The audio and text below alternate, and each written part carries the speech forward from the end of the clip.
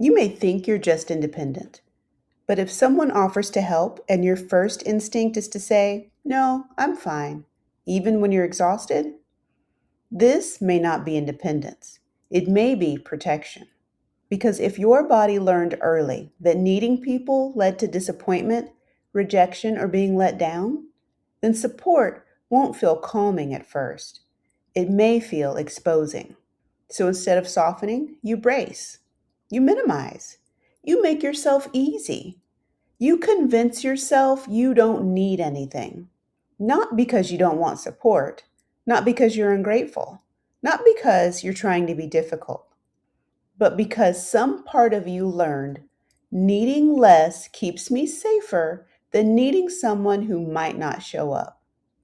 And until your body learns that support can be safe, help may feel more threatening than relief. Receiving support sounds simple from the outside, but it can feel very different when your body has a history with disappointment. When help came with strings, when asking for what you needed meant being ignored, judged, minimized, or made to feel like too much. When being easy to love meant being low maintenance. When being safe meant never needing much from anybody. And this is where a lot of high functioning Black women get misunderstood. Because from the outside, it looks like independence. It looks like competence.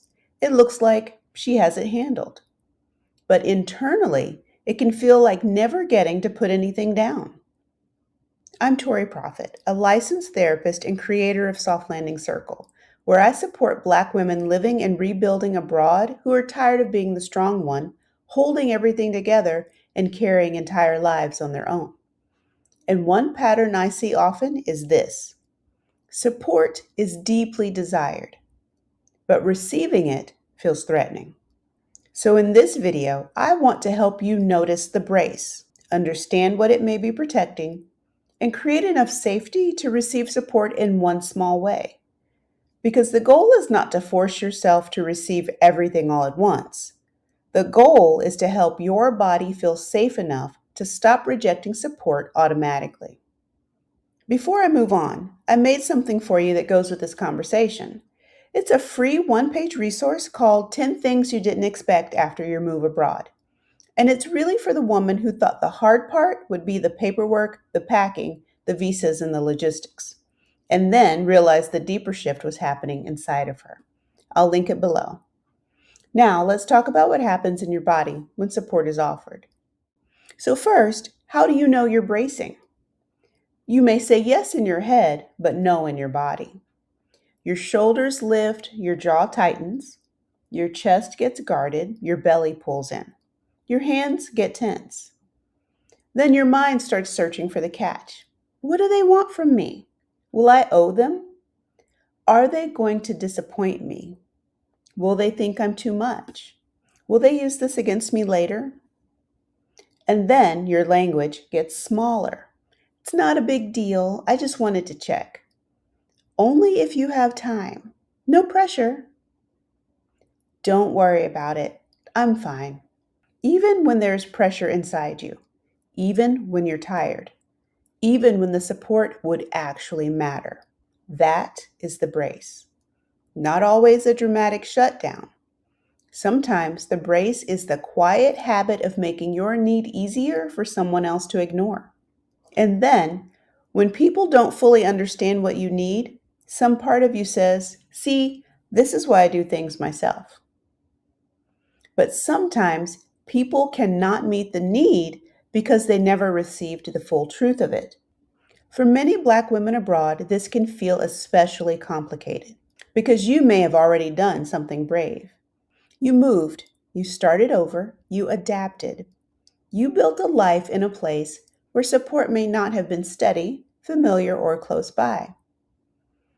So people may look at your life and see freedom. They may see courage. They may see independence. And those things may be true, but they may not see the emotional cost of always having to figure it out. They may not see the loneliness beneath the competence. They may not see how much you've had to carry while still being grateful for the life you chose. Because the move may have changed your environment, but it may not have changed the identity that learned, I survive by carrying. And sometimes independence is not the problem. Independence can be beautiful. It can be choice. It can be sovereignty. It can be the ability to trust your own judgment. But independence becomes survival when it turns into, I can't need anyone. I should be able to figure this out alone. I don't want to be a burden. I'll just handle it myself. And by the time you finally ask for help, you may already be depleted. You're not just asking for help at that point. You're asking from a body that has been abandoning its own limits for a long time. That is why support can feel so exposed. Now, there are 3 moments I want you to start noticing. The first moment is before help comes. This is the story your body is already telling, the prediction it's making, the fear it's trying to prevent. The second moment is when help is offered, a kind message, a gentle check-in, a person who asks, what do you really need? And instead of relaxing, your body may question it. It may test it. It may look for the catch. It may feel like accepting support somehow makes you less capable. The third moment is when you decide whether to let support in. This is where the shift happens. Not in one huge vulnerable confession, not in suddenly becoming comfortable receiving everything, but in one small moment where you pause before abandoning your need. We'll come back to that pause in a moment. But first, let's help your body feel safe enough to use it. Before we go further, notice if your body is bracing right now. Check in with your shoulders and your jaw, your hands, your belly, your back. You do not have to force softness. Forced softness is still performance. Just say to yourself, I do not have to receive everything all at once.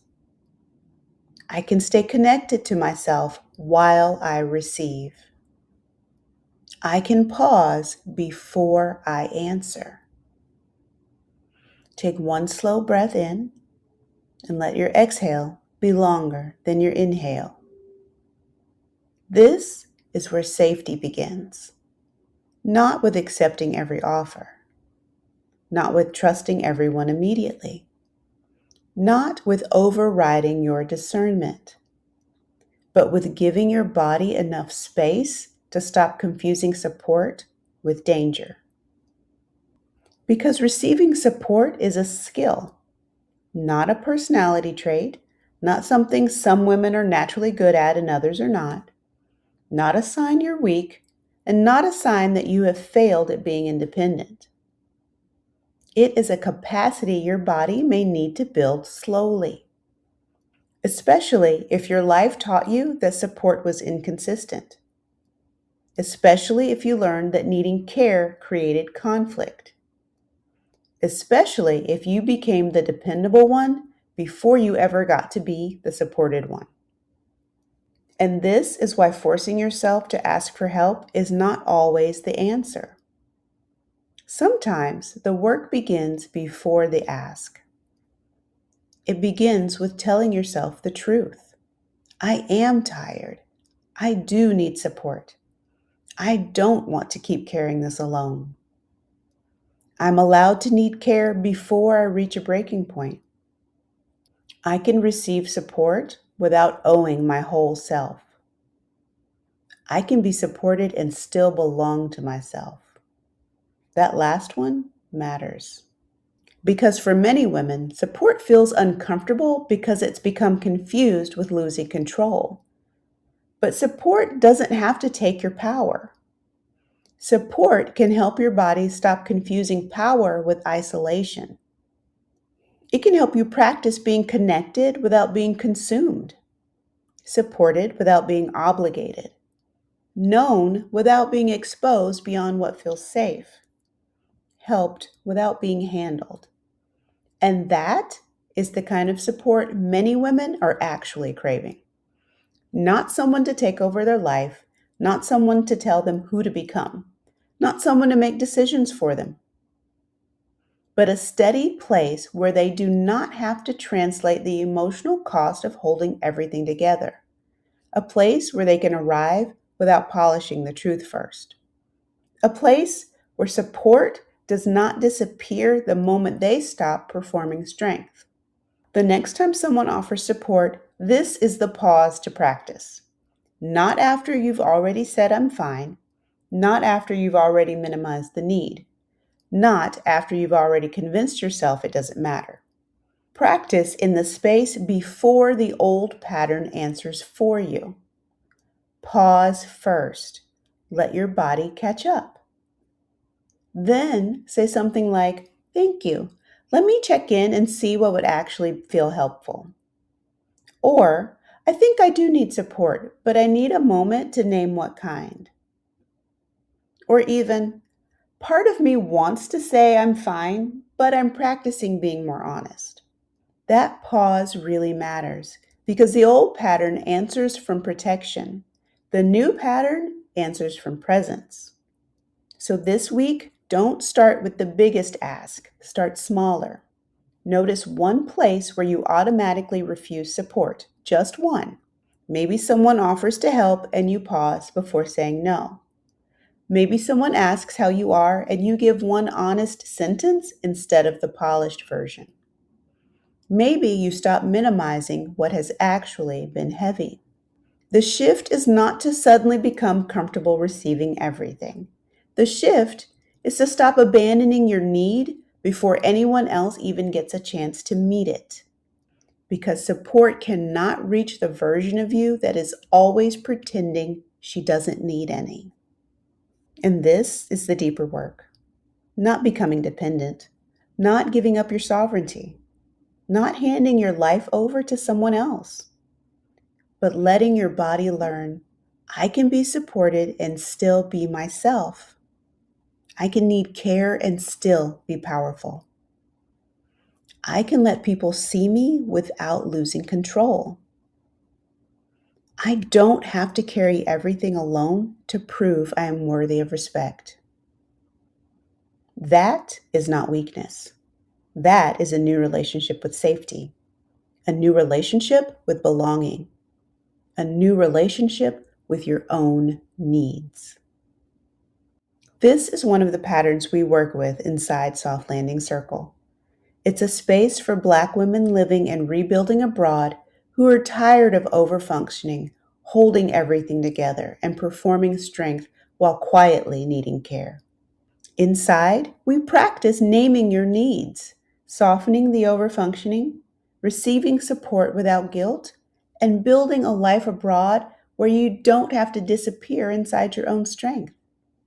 So, if you made the decision to move abroad but still need a place to land, the link is in the description.